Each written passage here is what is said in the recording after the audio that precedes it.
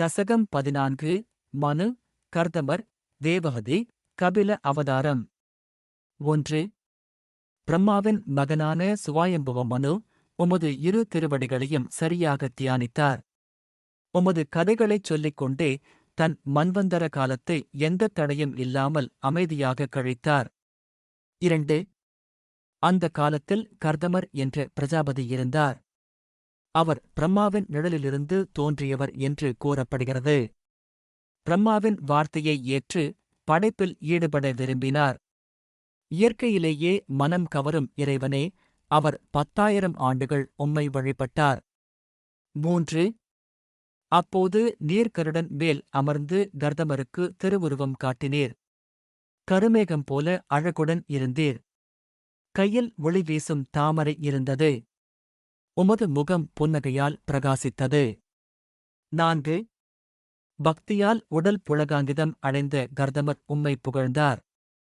அவருக்கு நீர் அருள் கூறினீர். மனுவின் மகளான தேவஹதி உன் மனைவியாக வருவாள். உங்களுக்கு 9 மகள்கள் பிறப்பார்கள். பின்னர் நானே உன் மகனாக கபிலராகப் பிறப்பேன். இறுதியில் நீ என்னை அடைவாயு. இவ்வாறு அருள் கூறி நீர் மறைந்தீர். 5. உமது உந்துதலால் நாரதர் கூறிய அறிவுரையை ஏற்று மனு தன் மனைவி சதரூபையுடனும் நல்ல குணம் கொண்ட மகள் தேவஹதியுடனும் கர்தமரை அணுகினார். கர்தமர் அவர்களின் வருகையை எதிர்பார்த்து காத்திருந்தார். 6. மனு மரியாதையுடன் தேவஹதியை கர்தமருக்கு அளித்தார். அவள் பெண்களில் சிறந்தவள். கர்தமர் உம்மை வழிபடுவதிலேயே முழுமையாக திருப்தி அடைந்தவராக இருந்தாலும் தேவஹதியின் அன்பான சேவையால் அவர் மகிழ்ந்தார். 7. உமது வழிபாட்டின் மகிமையால் கர்தமர் தேவஹதியின் விருப்பத்தை நிறைவேற்றினார். அவர் புதிய ஒளிமிகு உடலை ஏற்று தெய்வீக விமானம் ஒன்றை உருவாக்கினார். அது பல சேவகிகளால் நிரம்பியிருந்தது. தேவஹதியுடன் அவர் தெய்வீக இடங்களில் மகிழ்ச்சியாகச் சுற்றினார். 8. இவ்வாறு 100 ஆண்டுகள் கழிந்தன. அவர்களுக்கு 9 அழகிய மகள்கள் பிறந்தனர். பின்னர் கர்தமர் காட்டிற்குச் சென்று தவ வாழ்க்கை ஏற்க விரும்பினார். ஆனால் மனைவியின் நலனையும் நீர் கபிலராகப் பிறப்பதையும் எண்ணி அவர் இன்னும் வீட்டில் தங்கினார். 9. கணவரின் வார்த்தையை ஏற்று தேவஹதி உமது சேவையில் ஈடுபட்டாள். அப்போது இறைவனே, மக்கள் பரம உண்மையை அறிய வழிகாட்டுவதற்காக நீர் அவளுக்கு கபிலராகப் பிறந்தீர். 10. கர்தமர் மன நிறைவுடன் காட்டிற்குச் சென்றபின் நீர் உமது தாயான தேவஹதிக்கு உமது முழு தத்துவத்தையும் உபதேசித்தீர். கபில வடிவில் அருள் செய்து குருவாயூரப்பனே, என் பல துன்பங்களிலிருந்து என்னை விரைவாகக் காப்பாற்றுவீராக.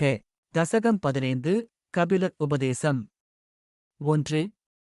கபிலராக அவதரித்து நீர் தேவஹதிக்கு உபதேசித்தீர். இந்த உலகில் மனம் 3 குணங்களின் பொருள்களிலே பற்றுக்கொண்டால் அது பந்தத்திற்குக் காரணமாகிறது. அதே மனம் அவற்றில் பற்றில்லாமல் இருந்தால் விடுதலைக்குக் காரணமாகிறது. நல்லவர்களின் நட்பால் எழும் பக்தியே இங்கு நாட வேண்டிய உயர்ந்த பாதை.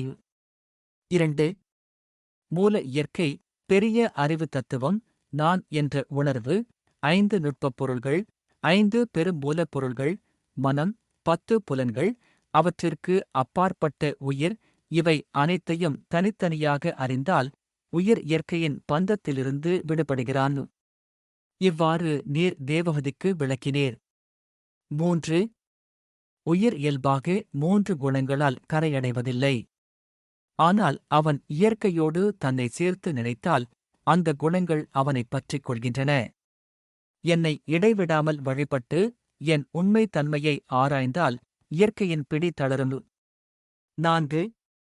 மனம் தூய்மையடைந்தவன் புலன்களை அடக்கி நிலையான ஆசனத்தில் அமர வேண்டும். கருடன் மேல் அமர்ந்திருக்கும் என் திருவுருவத்தை தியானிக்க வேண்டும். தெய்வீக ஆபரணங்களும் ஆயுதங்களும் கொண்டு ஒளிரும் கருநீல மரம் போல அழகுடன் விளங்கும் என் வடிவத்தை எப்போதும் நினைக்க வேண்டும். 5. என் குணங்களையும் என் லீலைகளையும் கேட்பதாலும் என் நாமத்தைப் பாடுவதாலும் மனம் என்னை நோக்கி இடைவிடாமல் ஓடத் தொடங்கும். கங்கை கடலை நோக்கி ஓடுவது போல அந்த மன ஓட்டம் என்னிடமே நிலைபெறும். அதுவே உயர்ந்த பக்தி. அந்த பக்தியே பிறப்பு இறப்பு சுழற்சியை வெல்லும். 6. மனிதன் பல தவறான வழிகளில் செல்வம் சேர்க்கிறான். அதை குடும்பத்திற்காக தினமும் செலவிடுகிறான். மனைவி, பிள்ளைகள், வீடு ஆகியவற்றில் மிகுந்த பற்றுடன் வாழ்கிறான். ஆனால் என்னிடம் பக்தி இல்லாமல் உலகப் பற்றில் மூழ்கினால் அவன் கடுமையான துன்பங்களை அடைகிறான். 7. உயிர் கருவில் இருக்கும்போது துன்பம் அனுபவிக்கிறது. அப்போது சில நேரம் உண்மையை உணரும் விழிப்பு எழலாம். ஆனால் பிறப்பின் வேதனையால் அது மறைந்து விடுகிறது. குழந்தை பருவத்தில் பல துன்பங்கள். இளமை வந்ததும் மீண்டும் புலன் ஆசையில் மயக்கம். இவ்வாறு உயிர் மீண்டும் மீண்டும் மயங்குகிறது. 8. தேவர்களுக்கும் முன்னோர்களுக்கும் சடங்கு செய்கின்ற தர்மமான குடும்ப வாழ்க்கையாளர் நல்ல பலன்களை பெறலாம். ஆனால் அந்த பலன்கள் முடிந்தபின் மீண்டும் பிறக்க வேண்டும். எனக்கே சமர்ப்பித்து பலன் ஆசையின்றி செயல் செய்பவன் உயர்ந்த பாதையை அடைகிறான். 9. இவ்வாறு அறிய வேண்டியவற்றை நன்றாக அறிந்த தேவகதி உம்மை புகழ்ந்தாள். நீர் அவளுக்கு அருள் செய்து யோகிகளுடன் புறப்பட்டீர்.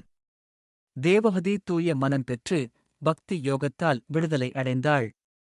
நீர் மக்களின் நலனுக்காக வடகிழக்குப் பகுதியில் இன்னும் அருள் புரிகிறீர் என்று கூறப்படுகிறது.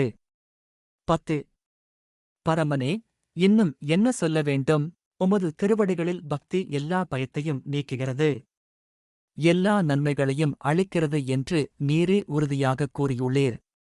ஆகையால் குருவாயூரப்பனே, என் நோய்களை நீக்கி உம்மீது நிலையான பக்தியை எனக்குத் தாரும்.